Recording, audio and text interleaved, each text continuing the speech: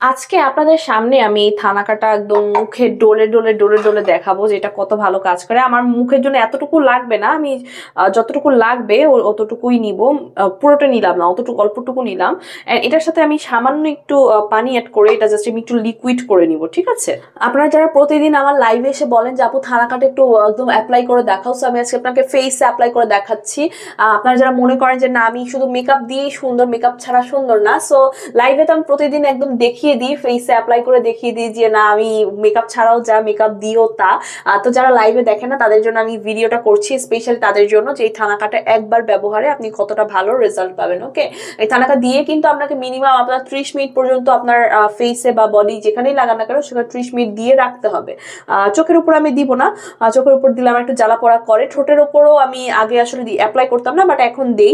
যারা চোখের উপরে দিতে পারবেন কোনো সমস্যা নেই, আপনি চোখের উপরে দিতে পারবেন, কোনো